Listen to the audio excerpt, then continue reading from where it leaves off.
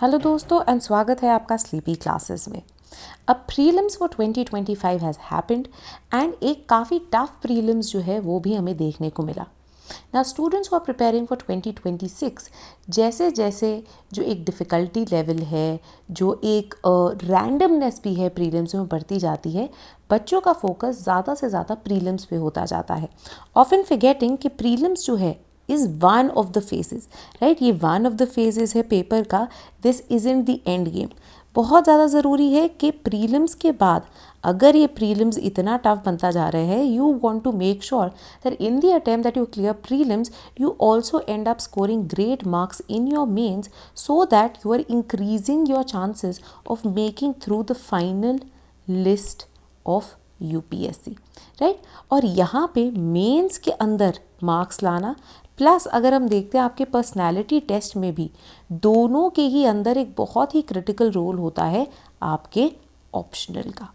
And अगर आपका optional PSIR है, political science and international relations optional, one of the most sought after, one of the most popular and very importantly, चाहे ये लेंदी optional माना जाए, चाहे जो है थोड़ा difficult in terms of coverage of resources, in terms of जो आप वाइड डाइवर्सिटी देखते हैं in terms of coverage of topics, वो काफ़ी ज़्यादा होती हैं, बट क्योंकि ओवरलैप भी इतना ज़्यादा है GS के साथ, राइट, ओवरऑल नॉलेज का लेवल ही आपका इतना ज़्यादा बढ़ाता है, इसके कारण you have seen that multiple years में जो टॉपर्स आए हैं इंक्लूडिंग लास्ट ईयर, वो PSIR ऑप्शनल से आते हैं।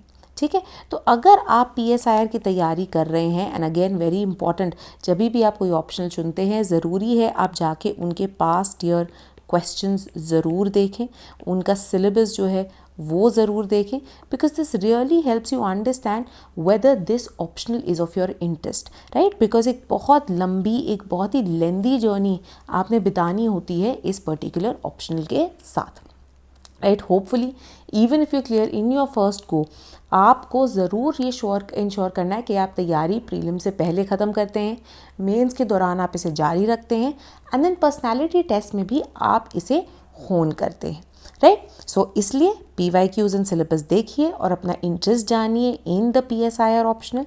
वेरी इंपॉर्टेंटली PSIR के अंदर ऑफन टाइम्स बच्चे सिर्फ IR एंड डायनामिक इवेंट्स पे फोकस करते रहते हैं, forgetting that when you will, which is why I've said PYQs, when you will see the paper you will end up realizing that static portion से कितने ज़्यादा questions आते हैं, and जब तक आपका ये portion जो है इसमें आपके पास clarity नहीं है, you will not end up scoring marks in your optional.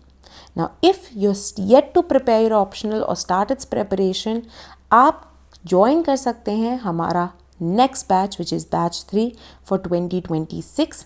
इसके अंदर हम आपको 3 वैरायटीज़ देते हैं, राइट। कवरेज उतनी ही एक्सटेंसिव है, राइट, डिपेंड करता है इंक्लूजन्स पे। पहला है मेंटरशिप कोर्स, जिसके अंदर हम आपको देंगे हमारे सारे वीडियो लेक्चर्स, राइट, एंड ये वीडियो लेक्चर्स जो है रिकॉर्डेड फॉर्मेट में होते हैं, बिकॉज PSIR एक लेंदी ऑप्शनल है and we want to ensure full coverage, right. Each and every topic जो है आपका कवर हो रहा है, आपके पास रिक्विजिट इन्फॉर्मेशन है, PDFs हैं, right. And sometimes live lectures के अंदर आप देखेंगे बहुत सारे ऐसे कोचिंग के अंदर होता है कि पेपर 1 बहुत एक्सटेंसिवली कवर करा देते हैं, पेपर 2 इग्नोर कर देते हैं, या पेपर 2 एक्सटेंसिवली कवर करा देते हैं, पेपर 1 इग्नोर कर देते हैं। तो full balance and timely manner में कंप्लीशन के लिए we have recorded lectures. Very importantly बच्चों का फिर क्वेश्चन होता है कि मैम PSIR के अंदर तो डायनामिक चीज़ें भी हो रही हैं, या फिर अगर डायरेक्ट डायनामिक क्वेश्चन नहीं आ रहा बट एटलीस्ट जो है आपको एग्जाम्पल्स तो डालने होते हैं, तो वो हम कैसे कवर करें। तो उसके लिए हम monthly current affairs lectures provide करते हैं, राइट। तो फॉर एग्जांपल जून के लेक्चर्स जो हैं आपको जुलाई में मिलते हैं, राइट, जिसके अंदर हम फुल एक्सटेंसिव कवरेज करते हैं वेरियस मैगजीन से, right. So project syndicate, foreign affairs, IDSA, ORF, इन सब से कंपाइल करके आपको करंट अफेयर्स के लेक्चर्स प्रोवाइड करते हैं ताकि आप अपडेटेड भी रहें। प्लस वेरी इंपॉर्टेंटली इस मेंटरशिप के अंदर apart from the Telegram group, right, क्योंकि डाउट रेजोल्यूशन एक मेजर इशू होता है, डाउट रेजोल्यूशन के लिए हमारे पास एक प्राइवेट टेलीग्राम ग्रुप है जहाँ पे मैं और आपके एकेडमिक मेंटर अवेलेबल होंगे। इसके अलावा आपको 1-on-1 मेंटरशिप मिलेगी with very importantly a selected officer, right. तो एक सर्विंग ऑफिसर जो हैं आपको 1-on-1 पर्सनलाइज मेंटरशिप देंगे इन अ टेलीफोनिक फॉर्मेट।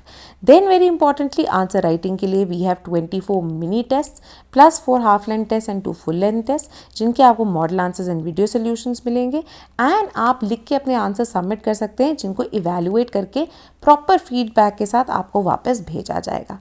इसके अलावा आपको स्कॉलर्स की cheat sheets, book reviews and कुछ इंपॉर्टेंट PYQs भी जो है कवर कराए जाएंगे इन दिस कोर्स।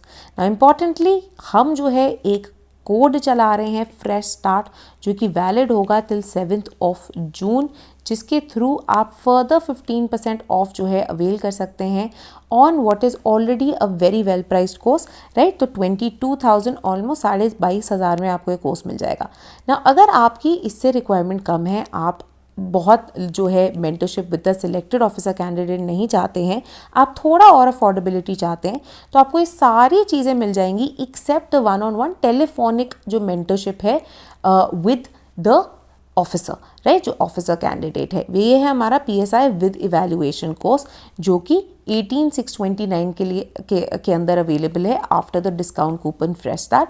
तो इसके अंदर सारी चीज़ें अवेलेबल है including the doubt resolution via Telegram group, right, जो रूटीन के अंदर हम कुछ जूम सेशंस करते रहते हैं, राइट। सब मिलेंगे आपको except obviously very importantly the 1-on-1 mentorship with the officer candidate, right. अगर और यहाँ पे भी आपके आंसर्स इवैल्यूएट हो रहे हैं, बट अगर आप चाहते हैं कि आप खुद ही पीयर रिव्यू करके अपने आंसर्स कर सकते हैं और आप इवैल्यूएशन भी नहीं करवाना चाहते हैं, तो हमारा विदाउट इवैल्यूएशन कोर्स भी है, which is only for rupees 12,239 after discount, right. Again आप इसको और अपनी PSI की कवरेज जो है उसे भरपूर तरीके से कवर कर सकते हैं, ठीक है। तो चलिए बढ़ते हैं आज की वीडियो की तरफ, जो कि एक और start.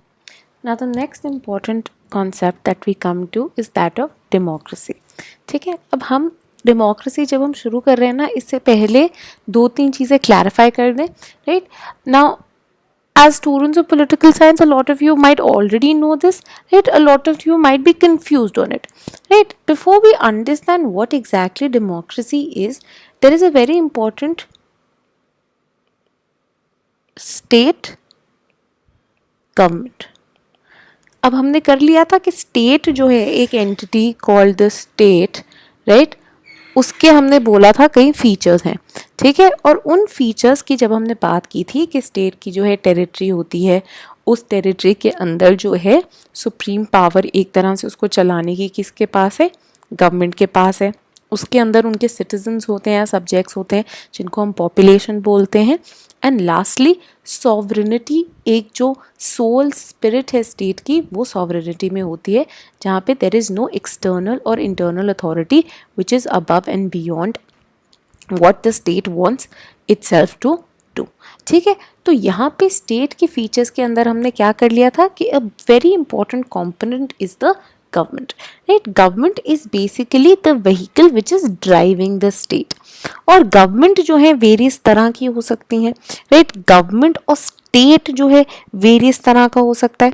Now one thing that we talk about is in terms of government, जब government किस तरह से चुनी जाती है, कौन गवर्नमेंट के अंदर बैठता है, किसके लिए काम करता है, right, that becomes a basis of signifying weather a state is monarchical, dictatorial, authoritarian और डेमोक्रेटिक, ठीक है। सिमिलरली हमने बात की थी कि मॉडर्न अप्रोच के अंदर एक पॉलिटिकल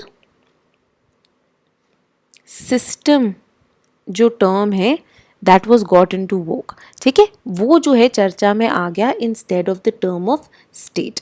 और पॉलिटिकल सिस्टम जो टर्म है is a much wider phrase than just state, जहाँ पे both formal and informal organs of government are used, ठीक है, जहाँ पे सोसाइटी के अंदर जो पॉलिटिक्स के कॉम्पोनेंट्स है दोज आर ऑल्सो इंक्लूडेड। तो ये ओवरऑल पॉलिटिकल सिस्टम जो है किस तरह से काम करता है, ठीक है, कि इनपुट्स कितने, किससे इनपुट्स लिए जा रहे हैं, कितनी डेमोक्रेटिकली लिए जा रहे हैं या नहीं, right. All of this signifies weather a certain political system is a democratic political system और नॉट। ठीक है, तो ये डेमोक्रेसी समझने के लिए बहुत ज़्यादा ज़रूरी है कि स्टेट किस तरह का है, किस तरह की गवर्नमेंट है, किस तरह का पॉलिटिकल सिस्टम है। वहाँ पे जब हम चर्चा करते हैं तब जो है डेमोक्रेसी की बात होती है। ठीक है, तो स्टेट्स जो है, state as an entity remains constant. Types जो है of governments ruling the states, types of political systems might change, right? So you can have an authoritarian state, you can have a democratic state, you can have a monarchical state, you can have a constitutionally monarchical state. Various जो है इनकी varieties हो जाती हैं, but democracy happens to be a very important component. अब हमने पिछले कुछ lectures के अंदर one of the chief debates जिनके ऊपर हम बात कर रहे थे was the relationship between liberty and equality. And किस तरह से ओवर टाइम लोगों के अंदर demand for both liberty as well as equality बढ़ती ही जा रही है। ना वी रियलाइज ये डिमांड जो है सिर्फ सोसाइटल एस्पेक्ट में नहीं हो सकती बल्कि पॉलिटिकल सिस्टम के एस्पेक्ट में भी होगी। So one of the ways in which we reconcile in fact these two components of liberty and equality is through the democratic political system, through achievement of democracy. अब ये हम देखने की कोशिश करते हैं कि ये कैसे होता है। अब डेमोक्रेसी, हम डेमोक्रेसी की जब बात करते हैं, एक सबसे जो कॉमन डेफिनेशन हमने सुनी होती है, अगर आपने एनसीईआरटी पढ़ी है तो उसके अंदर भी जो है आपने ये देखी होगी, is the extremely popular definition क्या, कि democracy is by the people, of the people and for the people. ठीक है, ये जो है एक आइडिया कि government basically Lincoln, Abraham Lincoln जो कि यूएस के प्रेसिडेंट थे, उनका ये कहना था कि एक डेमोक्रेटिक गवर्नमेंट किस तरह की गवर्नमेंट है, that it is a government जो कि बाय द पीपल है, राइट, उन्होंने चुनी है, लोगों के इंटरेस्ट के लिए है और रिप्रेजेंटेटिव्स भी इन्हीं लोगों से जो है उठ के आते हैं। ठीक है, सो मोर ऑफन देन नॉट ये कहा जाता है कि रूल ऑफ द पीपल, जहाँ पे पावर जो है is not condensed in the hands of a few, right, जिसको हम ओलिगार्की बोलते हैं, बल्कि पावर जो है is in the hands of the masses, in the hands of the people, the ruling is an act done by the people, तब जो है हम कहते हैं एक डेमोक्रेटिक सिस्टम इस्टेब्लिश हुआ है। ठीक है, हाउएवर अगेन यहाँ पे भी बहुत सारी डिबेट है कि ये जो पीपल है, राइट, पीपल की जो डेफिनेशन है इसके अंदर कौन कौन इंक्लूड होता है। अब हम जानते हैं इसके ऊपर काफी डिबेट चली है, राइट। फॉर एग्जांपल अगर हम एरिस्टोटल की बात करें या अगर हम एथेनियन डेमोक्रेसी की बात करें, वहां पे हम कहते थे कि ये एथेनियन डेमोक्रेसी जो कि सिटी स्टेट्स के हैं, this is a rule by your citizens। ठीक है, however citizens were very narrowly defined।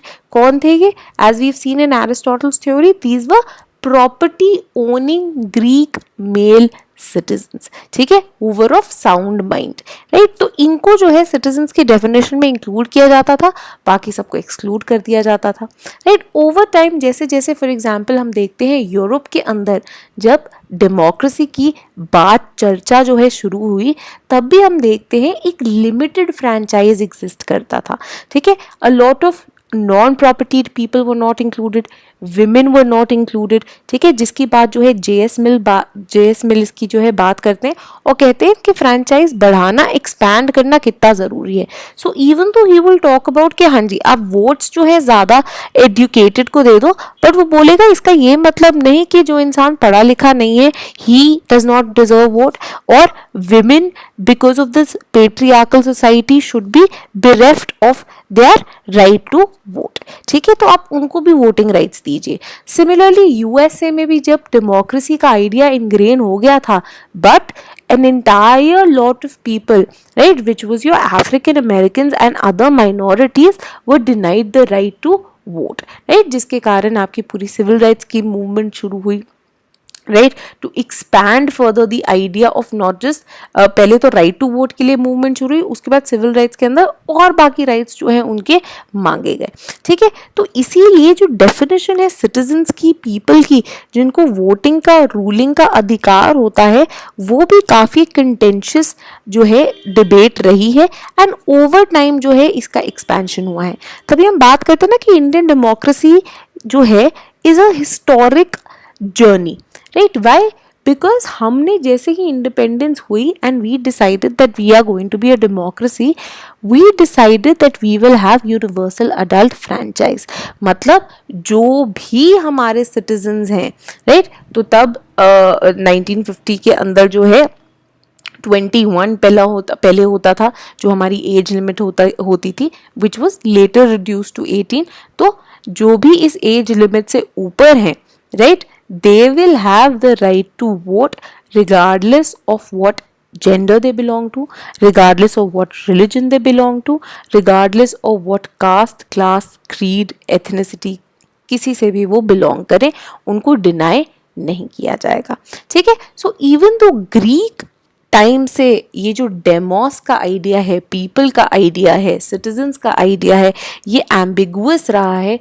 Over time जैसे जैसे डेमोक्रेसी और इसके आइडियल्स और सीप होते गए हैं in the world, democracy has become a popular idea, more globalised idea, जहाँ पे डेमोक्रेसी फैलाने की बात की जा रही है, right. Erstwhile authoritarian states taking up democracy in the contemporary era, right, वहाँ पे ये डेमोक्रेसी का मतलब जो है over time has come to mean that all people, everyone who is citizen of a country, उनके पास जो है गवर्नमेंट का हिस्सा होने के अधिकार होने चाहिए।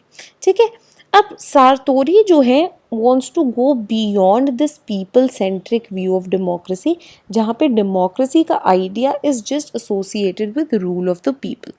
सार्तोरी वेरी इंपॉर्टेंटली कहते हैं डेमोक्रेसी एक ऐसी पावर है, एक ऐसी गवर्नमेंट है जहाँ पे किसी के पास ना कोई ऑफिस, ना कोई इंडिविजुअल, ना कोई ऑर्गेनाइजेशन, ना कोई इंस्टीट्यूशन इंजॉय करे अनलिमिटेड या अनकंडीशनल पावर। ठीक है, सबकी पावर्स जो हैं उन पे कुछ लिमिटेशंस हैं, किसी ना किसी तरह की रोक है, राइट। तो हम आगे चल के जब इंडियन गवर्नमेंट एंड पॉलिटिक्स में हम एक बहुत इंपॉर्टेंट चीज़ पढ़ेंगे विच इज़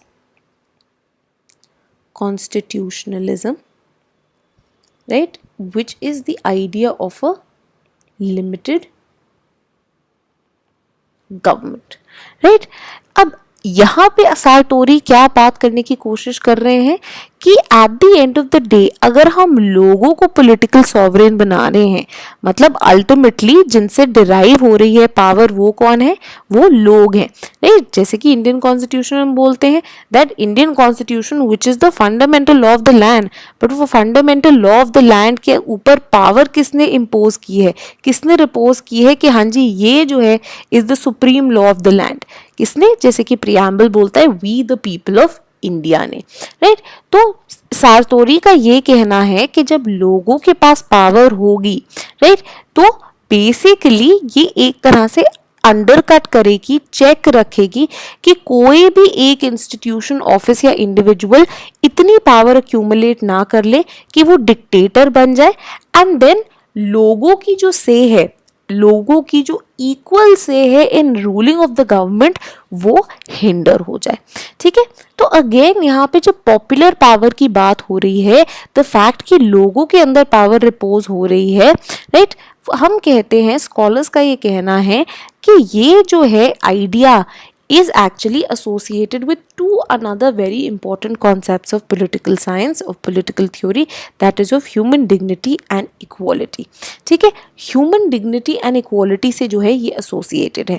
अब हमने जब justice किया है तब भी हमने ये ideas पढ़े थे, राइट। कांट ने बात की है, रॉल्स ने बात की है, ठीक है, वॉल्जर ने बात की है। तो ह्यूमन डिग्निटी और इक्वालिटी जो है दो ऐसे वैल्यूज़ हैं जो कि हर जगह पॉलिटिकल थ्योरी के अंदर काफ़ी ज़्यादा सीप कर गए हैं। तो बट ऑब्वियसली डेमोक्रेसी की भी जब बात की जाएगी तो ये दोनों आइडियाज, ये दोनों कॉन्सेप्ट्स जो हैं बहुत इंपॉर्टेंट हो जाते हैं। अब ये इंपॉर्टेंट क्यों है, राइट, और इसको हम पॉपुलर पावर से क्यों एसोसिएट कर रहे हैं, इसको हम फटाफट जान लेते हैं। डेमोक्रेसी का क्या मतलब है, जैसे कि हमने पहले कर लिया था, रूल बाय द पीपल, मतलब लोग जो है वो अल्टीमेट पॉलिटिकल सॉवरेन है, राइट, एंड पावर भी किससे डिराइव की जा रही है, लोगों से डिराइव की जा रही है। ठीक है, मॉडर्न कॉन्सेप्ट में हमने क्या बोला कि यहाँ पे पीपल या सिटीजन्स की डेफिनेशन जो है कोई एक्सक्लूसिव ग्रुप ऑफ पीपल नहीं है, जैसे कि एरिस्टोटल के एरा में होता था, या फिर आपके मिड से 17th 18th सेंचुरी में होता था, जहाँ पे से women were denied, African American and other minorities were denied their rights, right. वो बात नहीं है, बल्कि क्या है, यहाँ पे यूनिवर्सल अडल्ट फ्रैंचाइज से एसोसिएट हो गई हैं चीज़ें। और ये क्यों हुई हैं, ये हुई हैं because of the idea of, firstly जैसे कि हॉब्स ने क्या बोला था, all humans are intrinsically equal. ठीक है, रिगार्डलेस ऑफ वेदर हम बोले कि एक ज्यादा स्ट्रांग है, दूसरा ज्यादा कम है, कम स्ट्रांग है, एक ज्यादा इंटेलिजेंट है, दूसरा थोड़ा मंद बुद्धि है, but at the end of the day very importantly all individuals enjoy equal moral worth. That means चाहे उनकी ओपिनियंस जितनी भी डाइवर्स हो, चाहे वो आपस में जितने भी डिफरेंट हो, एवरी पर्सन मैटर्स, हर इंसान जो है वो इक्वली इम्पॉर्टेंट है।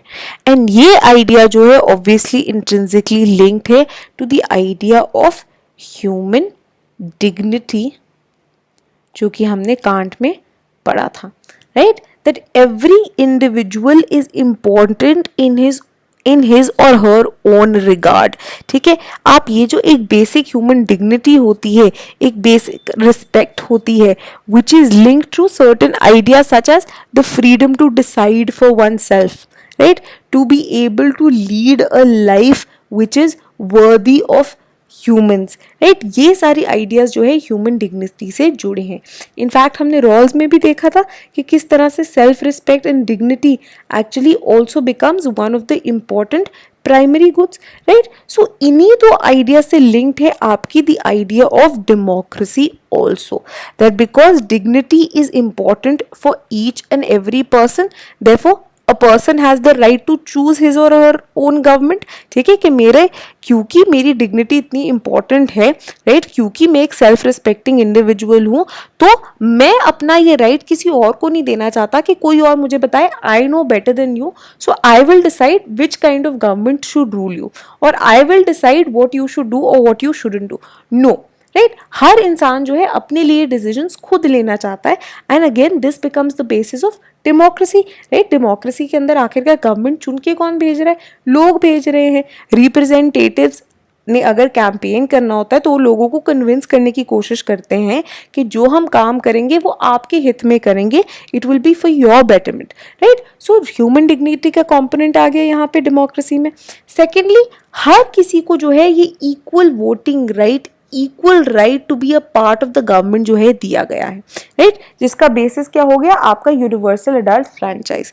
तो हम ये नहीं बोल रहे that may be someone is a land owner, तो इसलिए उनके पास उनको वोटिंग राइट्स है, बट अगर आप एक लेबरर हैं, अगर आप एक टीनेंट फार्मर है, तो हम आपको वोटिंग राइट्स नहीं देंगे, राइट। इस तरह की तो अब कोई बिलीव्स एग्जिस्ट नहीं करते। यहाँ पे क्या, democracy has increasingly come to believe in the idea of equal moral worth, therefore everyone has equal rights to vote for the government, to stand for an election, right.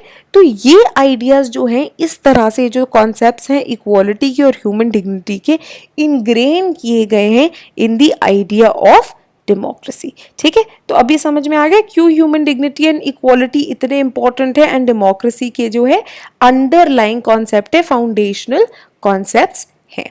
ठीक है, चलिए, तो democracy अब क्या है, जैसे कि हमने पहली बात कर ली, it is a government based on political equality, that is it is the people who are regarded equally, हर किसी के पास equal voting rights है, and it is based on consent, मतलब जितने भी सिटीजन्स हैं इंडियन टेरिटरी के अंदर, जिनके पास सिटीजनशिप है, उनके पास इक्वल राइट है to choose their own government. तभी हम बोलते हैं ना कि हर किसी के पास वन सिटीजन और हर सिटीजन के पास एक वोट है, तो वो इक्वली काउंट करेगा, राइट। ये नहीं होगा कि अंबानी की वोट की वैल्यू ज़्यादा होगी और कोई जो रोड पे बेचारा कोई अगर बेगर है उसकी वोट की वैल्यू कम होगी, नहीं। Everyone has the same vote, same one vote which has the same value, ठीक है। तो जितने भी लोग हैं जो कि उस पॉलिटिकल कम्युनिटी सिटीजन्स आप मान लीजिए उसका हिस्सा हैं, उन सब के पास जो है इक्वल अधिकार है, इक्वल राइट है to choose their government, right. तो कंसेंट का आइडिया बहुत ज़्यादा इंपॉर्टेंट हो गया। Consent which is again linked to the liberty का idea of freedom to choose, ठीक है, कि हर इंसान जो है उसमें इक्वल कैपेबिलिटी है of understanding their own good, कि हाँ जी मेरी डिमांड्स क्या है, मेरी वॉन्ट्स क्या है, मेरी नीड्स क्या है, और कौन सा रिप्रेजेंटेटिव इनको सबसे ढंग से पूरा करेगा, ठीक है। तो हम ये नहीं कह रहे someone who is more educated और someone who is richer is more capable of understanding how a good government will be run as compared to say a person who's poor, a person who's uneducated, ठीक है। तो in fact Indian constitution makers का भी यही मानना था that regardless of what socio-economic background you come from, every person has the capability of knowing his or her own good and therefore उनके अंदर capacity है to choose their own government, and by choosing their own representatives वो एक हिस्सा बन जाते हैं of this entire decision making process जो कि government करती है, because at the end of the day the government is composed out of, अगर हम रिप्रेजेंटेटिव डेमोक्रेसी की बात करें, it is composed out of representatives, जैसे कि हमारे एमएलएज एंड एमपीज हैं जो कि लेजिस्लेचर में बैठते हैं, और ये representatives eight the end of the day accountable है, रिस्पॉन्सिबल है टू द पीपल जिन्होंने इलेक्शंस में इनको चुन के भेजा टू द लेजिस्लेचर्स, एंड फिर इन्हीं से जो है आगे चल के गवर्नमेंट भी बनी है, ठीक है।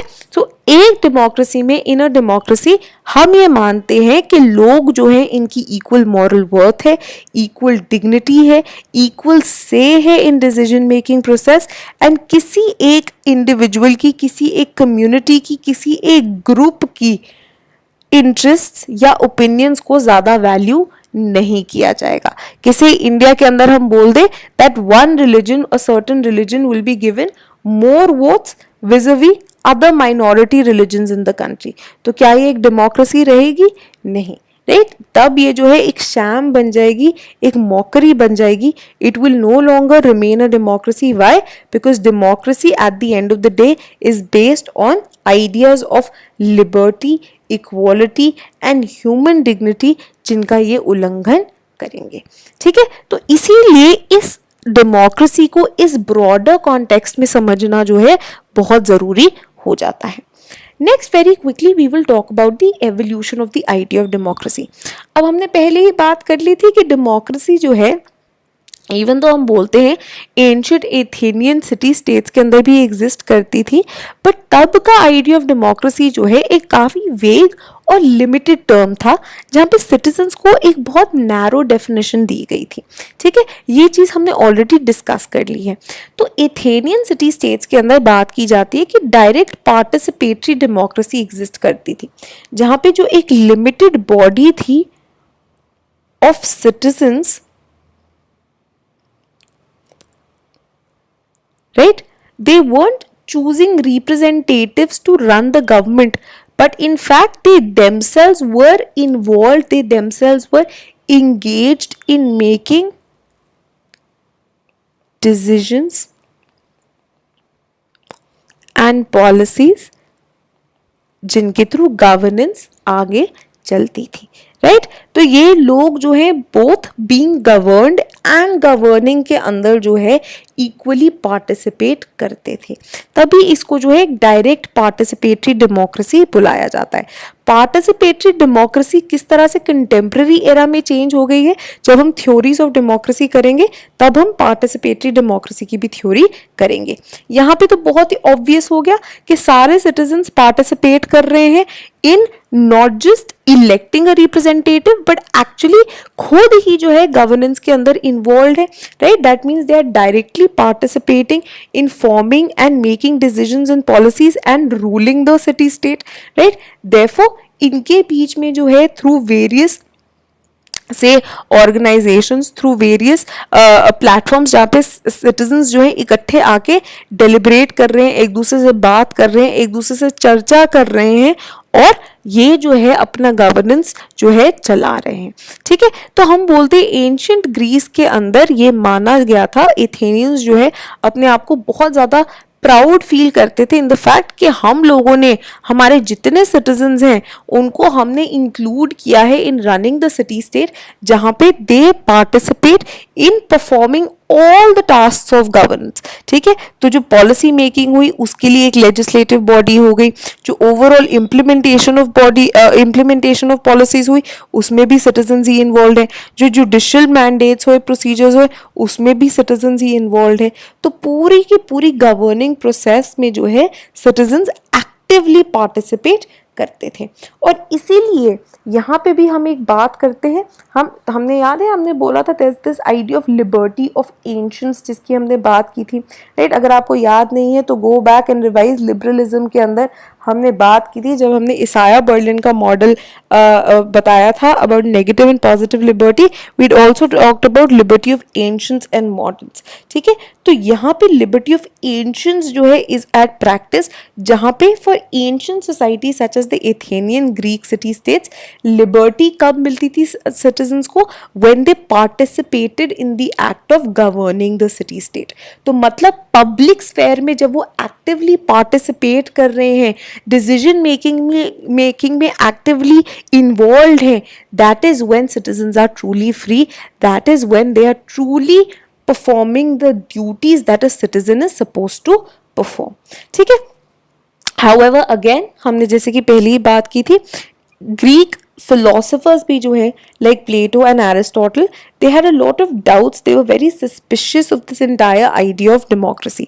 प्लेटो ने तो ऑलरेडी देखा था कि किस तरह से उनके जो टीचर थे Socrates, he was sacrificed at the altar of populism, ठीक है। तो इसलिए डेमोक्रेसी से उनको काफी ज्यादा जो है एक वैर था, right. Which is why against democracy पहले तो उन्होंने सजेस्ट किया अपने रिपब्लिक के अंदर rule of the philosopher king, जहां पे the philosopher king who was privy to truth, who was privy to knowledge, he should be the one ruling. या फिर उसके बाद जब उन्होंने अपनी ओपिनियन को थोड़ा वाटर डाउन किया इन द लॉज, तो उन्होंने एक मिक्स्ड गवर्नमेंट जो कि एक ओलिगार्की और डेमोक्रेसी के बीच का मिक्स था उसको एक्सेप्ट किया। Similar was the case with Aristotle, जहाँ पे एरिस्टोटल अगर आपको याद होगा हमने उनकी थ्योरीज ऑफ गवर्नमेंट जब की है, एरिस्टोटल ने डेमोक्रेसी को as a perverted form of government दिखाया था, जहाँ पे उनका क्या मानना था कि डेमोक्रेसी के अंदर मॉब टेंडेंसीज जो हैं ये प्रोड्यूस हो जाती हैं, ठीक है। किसी को गवर्न करना नहीं आता, कोई एक्सपर्टीज नहीं है, राइट। और क्या होता है कि nobody is even thinking for themselves, जहाँ पे मॉब जा रहा है उसके पीछे पीछे पीछे पीछे लोग चल पड़े, ठीक है। तो एरिस्टोटल ने अगेंस्ट डेमोक्रेसी क्या सजेस्ट किया था, पॉलिटी सजेस्ट किया था, which was a rule of the middle class, right. Similarly हम देखते हैं, हमने मैकियावेली में भी बात की थी, तो हमने बात की थी कि किस तरह से डिस्कोर्सेस ऑफ लेवी जो उनकी दूसरा काम था उसके अंदर उन्होंने बात की कि मिक्स्ड रिपब्लिकन कॉन्स्टिट्यूशंस जो हैं are the best kinds of societies. However ये जो हैं सिर्फ कुछ सोसाइटीज़ के लिए सूटेबल हैं, तो इसलिए उन्होंने बोला था कि सोसाइटीज़ को सूटेबल बनाने के लिए पहले प्रिंस के अंदर रूल लाए, राइट, ताकि certain tendencies can be inculcated, certain features, certain qualities can be inculcated amongst people, ताकि उनको खुद के रूल की जो है वैल्यू समझ में आए and they end up conserving the republican constitutions जैसे कि उन्हें करना चाहिए. ठीक है. Then obviously we see the coming up of the social contract theory with Hobbes, Locke and Rousseau. ठीक है. और इन्होंने क्या एनविसेज की, पहली बार एनविसेज की the idea of a political authority, जो कि क्या है, जो कि एक कोई ऑर्गेनिक अथॉरिटी नहीं है जैसे कि ग्रीक फिलोसोफर्स ने माना था, बल्कि क्या एक आर्टिफिशियल एंटिटी है, राइट, जो स्टेट है. एंड इट इज बेस्ड, ये आर्टिफिशियल एंटिटी किससे निकल के आई है, out of the consent of the people जिन्होंने कॉन्ट्रैक्ट साइन किया. तो हम पहली बार देख सकते हैं कि डेमोक्रेसी के प्रोपगेशन के लिए कंसेंट का आइडिया जो है पेश कर दिया गया है. हाउएवर अगेन हमने जैसे कि हॉब्स में देखा था, ये कंसेंट जो है एक काम पे काफ़ी इसकी लिमिटेड डेफिनेशन थी. And Hobbes was someone who encouraged monarchical form of government. It is actually with the coming in of John Locke, जब एक limited and responsible political authority की बात होती है कि अगर ये पॉलिटिकल अथॉरिटी काम नहीं करेगी for the people, which is preservation of their natural rights, the people have the right to revolt and change the government. तो एक जो बेसिस था of responsibility of the government having limited powers, of the government catering to the wants and demands of the people, जो कि एक essence माने जाते हैं ऑफ डेमोक्रेसी, वो हमको जॉन लॉक के सोशल कॉन्ट्रैक्चुअलिस्ट थ्योरी के अंदर फाइनली निकल के आते हुए दिखते हैं. ठीक है. और इसी से निकल के आया, इसी से जो है पॉपुलराइज हुआ the idea of liberal representative democracies, जहाँ पे पॉलिटिकल अथॉरिटी कौन ऑक्यूपाई करता था, रिप्रेजेंटेटिव्स. और ये रिप्रेजेंटेटिव्स को चुना किसने है, लोगों ने इनको चुन के भेजा है. एट द सेम टाइम जो है, even though representatives were chosen by the people and these representatives were seen as being responsible to these people, questions with regard to power of these institutions in the government उभर के आ गया कि ऐसा भी हो सकता है कि लोग जो है किसी एक रिप्रेजेंटेटिव को चूज करें, वो रिप्रेजेंटेटिव जो है ओवर टाइम इतनी ज़्यादा पावर एक्यूमुलेट कर ले कि उसके बाद वो बेसिक लॉ ही चेंज कर दे, इलेक्शंस को बैन कर दे और खुद डिक्टेटर बन जाए. ठीक है. तो अब ये जो है रिस्क काफ़ी ज़्यादा लूम करता था. तो इस रिस्क को कर्टेल करने के लिए पीपल लाइक मोन्टास ने क्या कर दी, they develop the concept of separation of powers, कि पावर कभी भी किसी एक ब्रांच या ऑफिस में इतनी ज़्यादा कंडेंस या फोकस ना हो जाए कि it ends up making a dictator out of that particular office. On the other hand, by separating powers in various institutions, offices and branches, we will develop a system of checks and balances, जिनके through हर institution दूसरी branch पे जो है check रखेगा. Right. तो Indian context में हम बात करते हैं कि हाँ जी, पार्लियामेंट के पास वाइड रेंजिंग पावर्स हैं जहाँ पे वो कॉन्स्टिट्यूशन तक अमेंड कर सकती है, बट पावर, ये जो पावर है लेजिस्लेचर को दी गई, उसके ऊपर एक चेक कौन रख रहा है, जुडिशरी चेक रख रही है.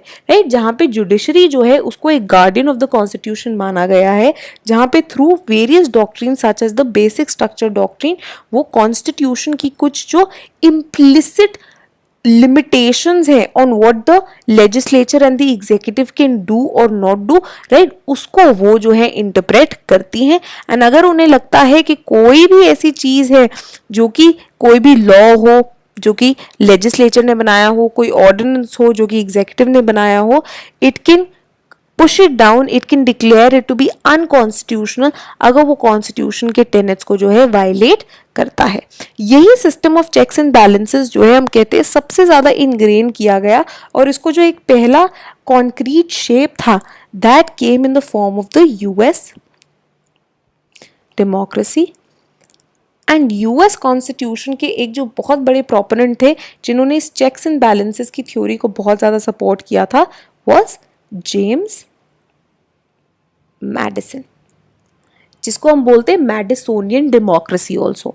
और मैडिसोनियन डेमोक्रेसी किस पे बेस्ड है? This idea of checks and balances पे। इनफैक्ट यूएस डेमोक्रेसी जो कि एक प्रेसिडेंशियल फॉर्म ऑफ गवर्नमेंट है, इसके अंदर ये सेपरेशन ऑफ पावर्स जो है और भी ज़्यादा कॉन्क्रीट है। Unlike the parliamentary form of government जैसे कि इंडिया में प्रैक्टिस होती है, जहाँ पे the executive is derived out of the legislature. Government कौन बनाता है? जिसके पास मेजॉरिटी है लोकसभा में। तो मोर ऑफन देन नॉट क्या होता है कि अगर आपकी गवर्नमेंट है and it comes in to power with thumping majority as we've seen in the case of say पहले हमने देखा था in the case of Jawaharlal Nehru, Indira Gandhi, Rajiv Gandhi and now Modi की केस में what happens is कि लेजिस्लेचर में आप अपने जो लॉज हैं उनको आप आराम से पुश थ्रू कर सकते हैं because you enjoy majority in legislature. So instead of being a complete separation of power, there is some sort of interdependence जो कि parliamentary form of government में exist करती है. On the other hand, presidential form of government में there is strict separation of powers. Right? President को कौन? एक अलग electoral college जो है वो select करता है. President के जितने cabinet members हैं they cannot be members of the Congress जो उनकी US की legislature है. Right? तो judiciary आपका legislature in the form of Congress and your executive are completely separated in powers so that they can exercise effective checks and balances on each other. ठीक है, तो ये जो है एक बहुत इंपॉर्टेंट कॉन्सेप्ट था जो कि यूएस की डेमोक्रेसी का हिस्सा बना। इसके बाद एक और जो हम बहुत इंपॉर्टेंट क्रिटिकल आइडिया डिस्कस करते हैं इज द आइडिया जो कि हम participatory revival of participatory democracy in contemporary society में बात करेंगे। जब इस रिप्रेजेंटेटिव डेमोक्रेसी एंड ये जो मैकेनिज्म्स थे उनका बहुत ज़्यादा क्रिटिसिज्म हुआ बाय थ्योरिस्ट लाइक रूसो और उनकी थ्योरी ऑफ जनरल विल आपको याद है। और रूसो ने एक बहुत इंपॉर्टेंट आइडिया जो कि बात की थी, उन्होंने बोला था कि सॉवरेनिटी जो है आप उसको बांट नहीं सकते और आप वो किसी और को दे नहीं सकते हो। तो as an individual if I am a sovereign, मैं एक इंडिविजुअल हूँ और मेरे पास कुछ बेसिक राइट्स हैं, राइट, मेरी एक जो विल है मैं वो किसी और को, किसी एक रिप्रेजेंटेटिव को ट्रांसफ़र नहीं कर सकता हूँ, बट वो मेरे थ्रू ही जो है वो व्यक्त होनी चाहिए। इसीलिए ही actually envisioned the revival of participatory democracy and active citizenship, जहाँ पे उनका मानना था that community life based on the idea of again ये general will जो है this should be the basis of democracy and it is only through this collective participatory democracy कि दोनों ही individuals की development भी ensure हो सकती है and democracy में एक equal से जो है वो भी ensure की जा सकती है।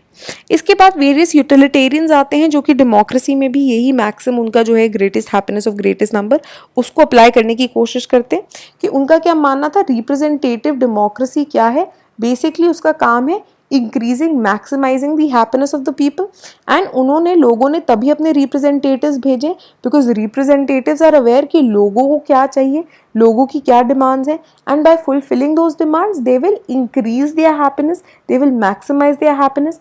साथ ही साथ में बेंथम का ये मानना था कि डायरेक्ट डेमोक्रेसी जो है is not workable, right, also because people regardless of whether you know states बहुत बड़े हो गए हैं, पॉपुलेशन बहुत बढ़ गई है, टेरिटरी बहुत बढ़ गई है, बट इसके अलावा वेरी इंपॉर्टेंटली एक्सपर्ट्स नहीं है एट गवर्निंग जो वेरियस लोग हैं। You need experts at governance who are trained, who are skilled at the activity of governing, जो कि लोग नहीं होते हैं, right? So the task of running the government is not an easy task, it's a very skilled task and this is something that should be left to experts. इसलिए UK के अंदर हम बोलते हैं करियर पॉलिटिशियंस बहुत होते हैं। India में तो ये होता है ना कि इंडिया में a lot of people say start off as maybe agriculturalists, start off as lawyers, start off as social activists and over time वो politicians बन जाते हैं।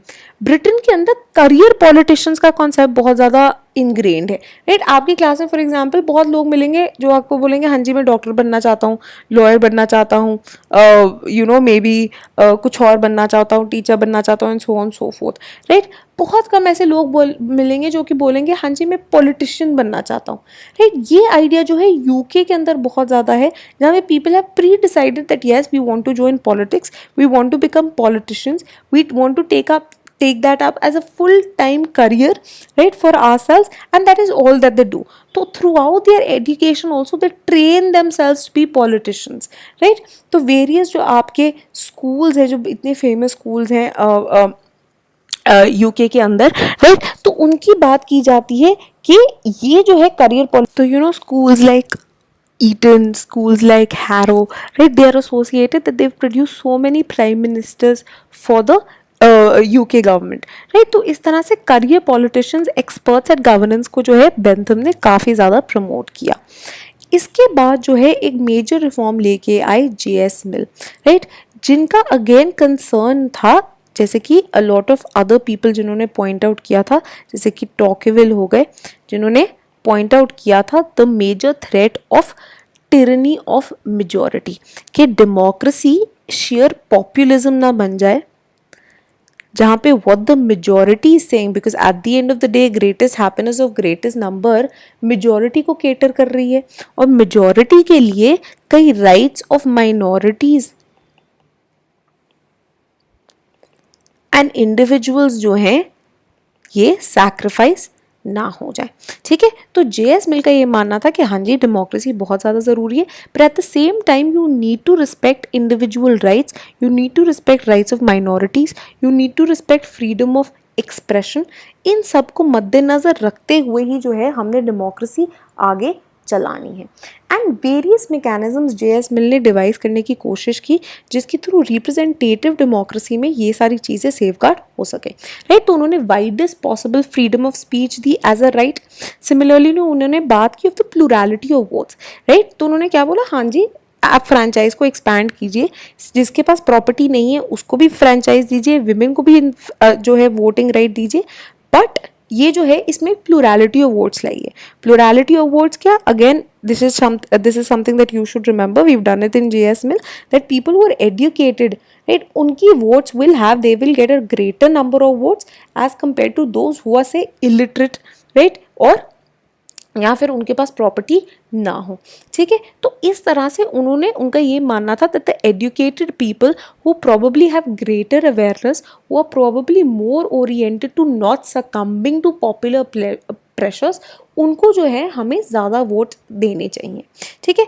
सिमिलरली एक और चीज़ जो कि उन्होंने इंट्रोड्यूस की थी वो डिस्क्वालिफिकेशन ऑफ डिपेंडेंस. मतलब ऐसे लोग जो कि टैक्सेस नहीं देते, जो कि बैंकरप्ट है, मॉरली डेविएंट है, मतलब ड्रंकर्ड्स हैं, ठीक है, रेपिस्ट हैं, या किसी और ऐसी चीज़ में इन्वॉल्व है, उनको हम वोटिंग राइट्स नहीं देंगे, राइट. कि अगर आप ये सारी चीज़ें प्रोवाइड ही नहीं करते तो आपके पास कोई से भी नहीं होना चाहिए in deciding who runs the government. Similarly उनका ये भी कहना था, एक और चीज़ जो उन्होंने इंट्रोड्यूस की थी, कि लोग जो कि वेलफेयर पे डिपेंडेंट है, राइट, तो सोशल सिक्योरिटी, गवर्नमेंट के डोल आउट जो है उन पे डिपेंडेंट है, वो 5 years since they last availed such a facility, तो 5 साल तक जो है वोट नहीं कर सकते, राइट. वाई, क्योंकि उनका मानना था कि these are the things that can sway a voter, right. तो फॉर एग्जाम्पल मेरे को पता हो कि कोई जो गवर्नमेंट है, कोई जो पार्टी है, इट इज़ वो रूलिंग में उतनी अच्छी नहीं है, राइट. वो जो है ढंग की फॉरेन पॉलिसी नहीं बना रही, या ढंग की इकोनॉमिक पॉलिसी नहीं बना रही, या उनके कारण जो है फार्मिंग क्राइसिस बढ़ रहा है, या उनके कारण अनएम्प्लॉयमेंट बहुत ज़्यादा बढ़ गई है. बट अब क्या था कि जब मेरे पास कुछ नहीं था, उन्होंने मेरे को सोशल सिक्योरिटी प्रोवाइड की थी, उनके कारण जो है मुझे डोल आउट्स मिले थे. So just because of that reason I and up voting for them, right. तो ये भी एक फॉर्म ऑफ पॉपुलिज्म जो है JS मिल द्वारा माना गया था. इसलिए वो कहते हैं कि जो वेलफेयर डिपेंडेंट है वो 5 साल तक वोट नहीं डाल पाएंगे टिल द टाइम, मतलब जिस डेट से उन्होंने वेलफेयर सपोर्ट छोड़ा उसके और 5 साल बाद तक जो है वो वोट नहीं डाल सकते हैं. एट द सेम टाइम मिल ने जो है उन्होंने ये वेरियस इनबिल्ट जो है प्रपोजल्स रखे, पर एट द सेम टाइम उन्होंने यूनिवर्सल अडल्ट फ्रेंचाइज को भी जो है प्रमोट करने की बात की based on the idea of equality, जहाँ पे उन्होंने बोला विमेन हो, अनएजुकेटेड हो, सबको वोटिंग राइट्स दीजिए आप, राइट. कंटेम्प्रेरी थ्योरी के अंदर हम बात करते हैं और हम कहते हैं इसाया बर्लिन जो है उन्होंने बोला, राइट, कंसिडरिंग हमने उनकी जो है बहुत इंपॉर्टेंटली उनकी प्लूरलिज्म, वैल्यू प्लूरलिज्म की थ्योरी पढ़ी है, जहाँ पे उन्होंने बात की कि किस तरह से न्यूमरस वैल्यूज़ जो हैं बहुत ही ज़्यादा सिग्निफिकेंट हो सकती हैं, राइट। तो उन्होंने क्या बोला था कि डेमोक्रेसी इस वैल्यू प्लूरलिज्म को अपहोल्ड करने के लिए बहुत ज़्यादा ज़रूरी है। Why? Because of democracy will encourage all kinds of people to practice their values, to follow their opinions, to actually अपने डिफरेंट वेरिड एक्सपीरियंसेस को सामने लेकर आके पेश करना जो है ये अलाउ करेगी, इंस्टेड ऑफ से अ डिक्टेटरशिप और अ टोटलिटेरियन गवर्नमेंट जो कि लोगों पे इम्पोज कर देगी कि एक ही सिंगल पैटर्न ऑफ वैल्यूज़ है और यही सही है और यही आपको फॉलो करना है, ठीक है। साथ ही में इसके अलावा Karl Popper who is a very important name, Karl Popper की हमने क्रिटिक भी की है ऑफ प्लेटो, राइट, जहाँ पे उन्होंने प्लेटो को an enemy of open society पर बुलाया था। पॉपर का क्या मानना है, डेमोक्रेसी क्या है? Democracy is what connotes open society. लोगों के पास it is a government based on consent, लोगों के पास राइट है to throw out a government अगर वो प्रैक्टिस अगर वो लोगों के हिसाब से नहीं कर रही। अगेन प्लूरलिस्ट वैल्यूज़ के साथ एसोसिएटेड है, जिसके कारण जो है ओपन सोसाइटीज़ को माना गया, फ्रीडम ऑफ स्पीच है, फ्रीडम ऑफ एक्सप्रेशन है, राइट, कोई कर्टेलिंग नहीं है ऑफ पीपल्स राइट्स, राइट। तो डेमोक्रेसी जो है पॉपर का मानना है is what leads to the promotion of open society, जहाँ पे पावर जो है पावर फ्लूइडली चेंज करता है based on people's opinions, right. तो इलेक्शन जो है, right, a certain party comes into power, अगले इलेक्शन में हम देखते हैं लोगों को शायद उनकी परफॉर्मेंस पसंद नहीं आई, तो अगले इलेक्शन में they end up changing the party in power, ठीक है। तो पावर के अंदर चेंज क्या आया? It's not accompanied by violence और अ रेवोल्यूशनरी ओवरथ्रो जैसे कि मार्क्सिस्ट इमेजिन करते हैं, बल्कि क्या, it is a peaceful change in power which is both through through electoral mechanism, ठीक है। इंपॉर्टेंटली पॉपर ने एक और चीज़ जो कि बहुत इंपॉर्टेंटली हाईलाइट की, जस्ट लाइक इस paradox of tolerance, he also said there is a paradox of democracy which exist, जहाँ पे डेमोक्रेसी एंड इलेक्टोरल मैकेनिज्म्स, वहाँ पे क्या हो जाएगा, वहाँ पे people bring in to power a tyrannical party, right, a party जो कि आते ही गवर्नमेंट के अंदर कैप्चर कर लेती है पावर को और एक डिक्टेटोरियल फॉर्म ऑफ गवर्नमेंट जो है इस्टेब्लिश करने लग जाती है। तो वो एग्जाम्पल देते हैं वेमार रिपब्लिक का, राइट, जिसके थ्रू हिटलर पावर में आया।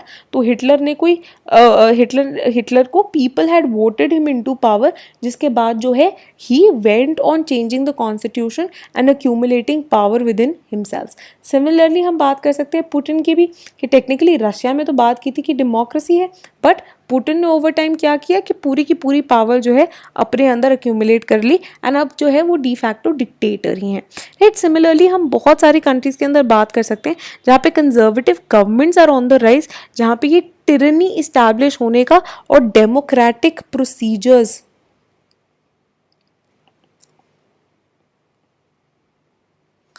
के उल्लंघन पे जो है क्वेश्चन मार्क उठाया जा रहा है, राइट। सिमिलर कंसर्न जो है इंडिया में भी बात की जा रही है that just because you have a brute majority you can't right rough shard over parliamentary procedures and parliamentary principles, right. Opposition चाहे वैलिड ऑपोजिशन जो है कोई बिल जो है सही हो या गलत हो, opposition needs to be given a due opportunity to put forth its view, right। proper parliamentary procedures जो है इनको follow करने की ज़रूरत है। अगर वो नहीं होता तो democracy and democratic enterprise को लेके जो है बहुत सारे question marks उठ जाते हैं, right. So this was the broad evolution of democracy किससे हुई। Next we will proceed on to the theories of